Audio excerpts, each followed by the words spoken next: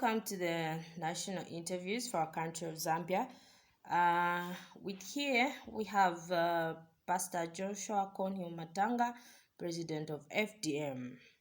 Mr. President, we would like to know how you intend to unite the Zambians once you become president this year. Thank you very much, Madam, for that amicable questions. Just to start with, as a FDM party president and as a man of God, that I've always been uniting the flock of God, taking that role and the concept of the scheme. We are going to put up new measures that all the people from all the 10 provinces will have to have a common understanding of a well-reconciled unity. Will bring in measures that all the 73 tribes will bring them to say, look, we are just one people, and let's remove our tribal political lines. Let's be one people. Let's forgive one another. We are one family. Let's share the national cake. Basically, the unity of the Zambian people is dependent on the model of Christ. It is basically also on uniting the tribal politics and being able to bring all the people together, because we will be able to say, look, when President Kaunda was president for 27 years, the people of Zambia united. He had come up with the Choma Declaration. Why the Choma Declaration? Now, those were like to say, even if there has not been a Tonga president, but look, we have still put up a Choma Declaration, meaning we still recognize the other tribes. And look at President Kaunda in his government. He had put a Tonga vice president, so all at least sphere of tribes, they were being put in as vice president to ensure that the Zambian people feel that they are all part and parcel of the governing of the country and they are all important. Let's come to 1991. We saw that Chiluba also had to put in a Tonga president. He put balancing the tribes. So we still see that he was influencing One Zambia, One Nation. So with us, we may not put in all the vice president from different, because now the constitution of a running mate explains that if your vice president is Bemba, or it will take until 5 years. So we are going to allow all the citizens of this country to benefit. We're not going to look on tribal lines when it comes to giving employment in the security wings. It could be Zambia Police, it could be education, health sector. These are some of the issues that have destroyed the potential for the citizens to be united, because they will look at, oh, you are from this eastern province, you are Tembo. Okay, if the one who is there, a boss is Tembo, so it's Tembo to Tembo. Okay, they will look at you, you are from southern province, Habenzu. They will look, oh, you are Mianda, you are favored. Or they will look from you to say, okay, you are from Western province. Those issues are going to be the issue of the past. We are going to influence all the citizens of this country. Number one, we'll give them equal opportunities. Number three, we'll give them equal attention. Number four, we also influence them to be equal, regardless of where they come from, who they are. We will treat them equally, give them equal opportunities as Zambians that belongs to this nation, the land that belongs to them, the wealth that belongs to them. So these are just some of the measures. Above all, we lift up the love of Christ that is above all. So, Mr. President, can you just tell us where do you come from and what tribe are you? Basically, I'm from southern part of Zambia, Mazabuka, and I'm Tonga by tribe. So that is where basically I'm coming from. So, what assurance are you giving the citizens of Zambia that you are not tribal? To start with, to give the Zambian people that I'm not tribal, because when I've been doing ministry for 15 years, I've been praying for all the different tribes of this country, probably even privilege to have gone out to pray for other people. So that concept of praying for people, not looking at their tribe, is the same concept basically that I will use when it comes to the treating of the Zambian people. Because when you're a pastor, you are dealing with people, different kinds of people. So we've not been looking at the tribe or the color. We've looked at the needy. So we use the same concept. And just on national matter, in 2014, God gave me a grace and I did the research on the economy. I presented a document to President Sata, who was the Patriotic Front, a man from the Bembaland. I'm from Southern Province. In 2015, I also did a small document to President Lungu, who is also from Eastern Province, who could be Chewa or Senga. Wallace, I'm from Southern Province, just on the national matter. Now I have lifted up the banner of FTJ Chiluba, who declared Zambia as a Christian nation. On all my campaign banners, I have realized that a man whose legacy needs to be remembered, whose legacy has not been maximized, despite of the good thing that is done for the country, declaring Zambia as a Christian nation. On this free aspect of having supported President Sata on economic document to State House, having supported a free document to President Lungu when he's with our current president, it shows that I am not tribal. I support national matters, not based on tribal, but based on national interests, to help in bring development and competence for the common good of the Zambian people. So Mr. President, can you tell us how you're going to remove corruption? To start with, I hate corruption myself. And the measures that we are going to use to remove corruption is that we are going to come up with a new ministry called the Ministry of Anti-Corruption and Money Laundering. With this ministry, it will be very easy to have a sitting minister in parliament. When it is question time and business time, the members of parliament from all different political parties present are going to fire questions to the Minister of Anti-Corruption and Money Laundering. How resources and money is being abused. For instance, like in our case. So you mean to say that the anti-corruption, there will be checks and balances when it comes to that department?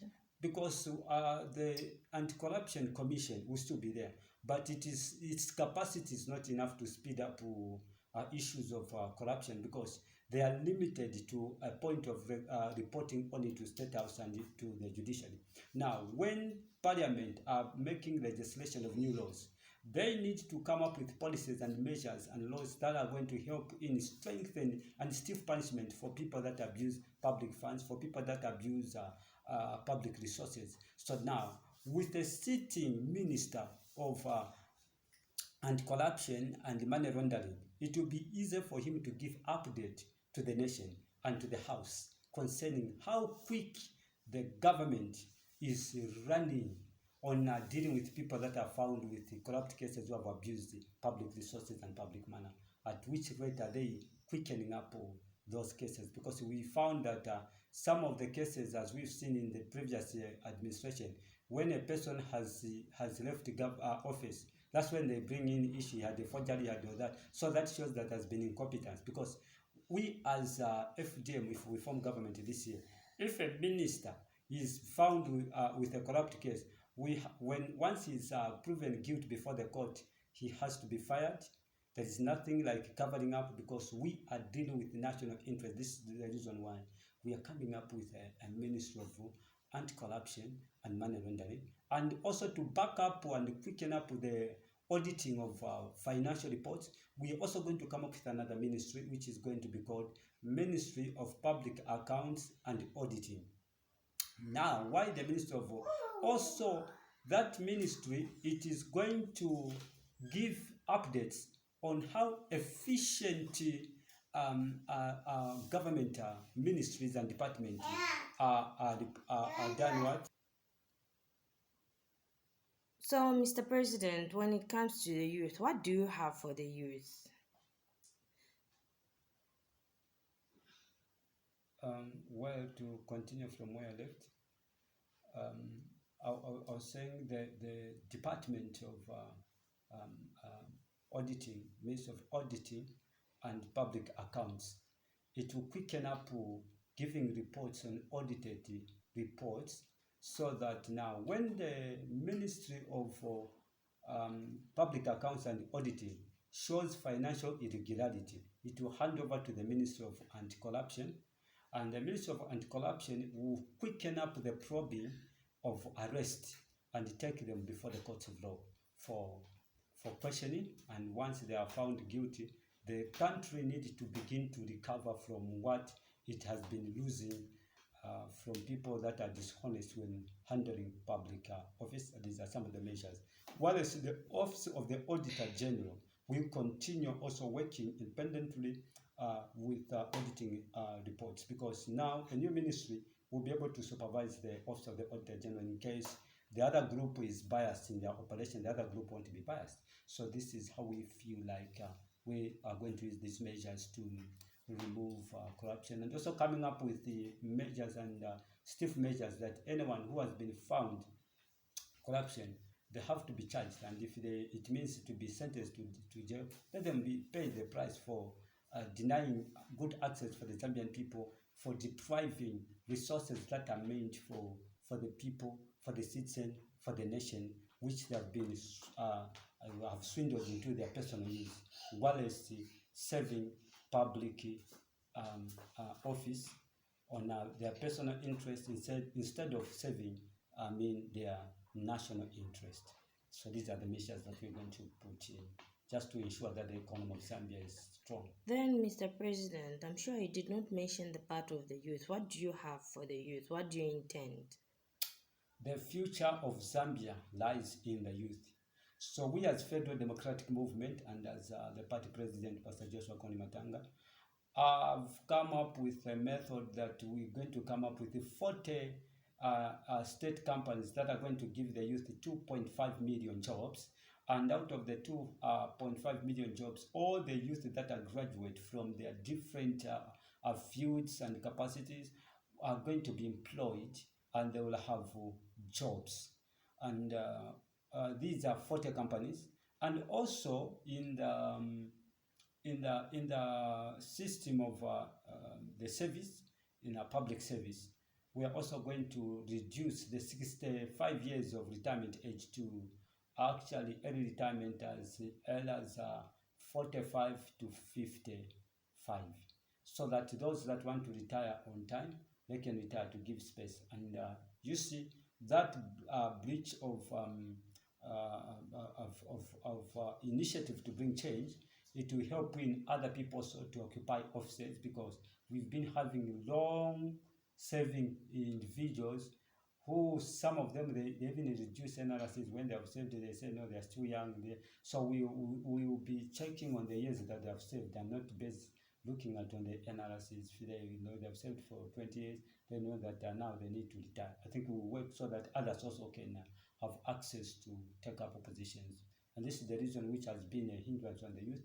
When the PF came into power, like President Sata, he said 65, that disadvantaged the youth. So as we are returning it to 55 years, and probably application of personal interest on 45 years, it is done.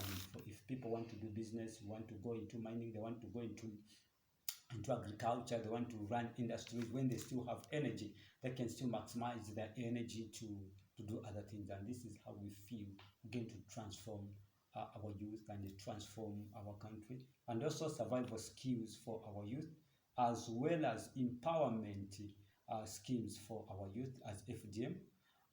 Third investment strategic plan. We also talked about citizens in national beneficiary fund, where all the citizens from all the 10 provinces will be able to benefit. So they will benefit, and this is what we have for our Zambian youth, so that we don't have potential that has been wasted. Currently, we have the potential of youth has been wasted, because now the empowerment of youth is only done when it's towards campaign, which is actually destructive. That should be done even when it's not campaign time. And when it's not campaign time, it's only given on political interest. If you are not a member of the ruling party, then you are not going to have access. That's what was happening. Now, when they realized it is time for campaign, that's when they started now shifting, changing, say everyone can come. So they are caught unaware. So such kind of trends, I think, are not healthy for this country. So we as FDM, we are making correction in all these and try to bring Zambia to a position where it's supposed to be for the youth, so that the youth can be also well empowered. So thank you very much. That's how we feel like. So, Mr. President, when it comes to taxes, how is your party intending to run the taxes of the Zambian people? Having seen like the current situation where the economy now is not good in the country, we are going to revise taxes. We have got FDM revised the tax scheme plan. In our revised tax scheme plan, we are saying as Federal Democratic Movement, we are going to ensure that those high taxes are reduced, so that people can open up more companies. And as people open up more companies and they'll be able to manage to pay taxes, this means that the country is going to earn more income through taxes, because when you have got very few companies that are paying tax, we have got a limited tax income generation. But when you come up with a system that you reduce, you lower a little bit taxes, you allow people to be making good profit margins. And now also we will come up with a loan scheme plan in case this company is doing well, because some businesses are seasonal. So now, if during this particular season they have not been performing well, we'll be able to give them a tax free loan, where that period will not overburden them. We'll ask them to start afresh, but to request them to be clearing those other outstanding tax, so that we don't kill our industries, and also as to disadvantage the collapsing of our economy. Then, Mr. President, Yes. when you put it that way, how are you going to build the economy of Zambia? Because we have different sectors when you look at the agriculture sector, the health sector, the mining sector. How do you intend to build our economy of Zambia? Because the Zambian people are interested in the economy. At the moment, our economy is not doing so good. Thank you so much for that. As Federal Democratic Movement that has put up a measure of the FDM, Third Investment National Strategic Plan. This is a plan in our document that we have outlined how we are going to correct and run the Zambian economy. We have a manifesto. A manifesto is a document that is guiding how we are going to handle systems of the economy, and how we are going to make the Zambian people benefit. But a strategic plan is specifically documents that have got a roadmap how the economy of Zambia is going to be run. Now, let me draft points from the FDM Third Investment National Strategic Plan. In our strategic plan that we've done in advance for the country of Zambia, which is called the FDM Third Investment National Strategic Plan.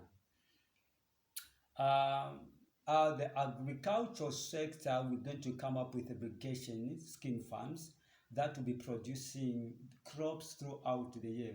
Currently, we are entering a dry season, so with the borehole that will be going down, I think 300 meters, to ensure that they're getting underground water and making irrigations. So with that, we'll be producing wheat, we'll be producing soybeans, we'll be exporting to Australia, and it will give us foreign income.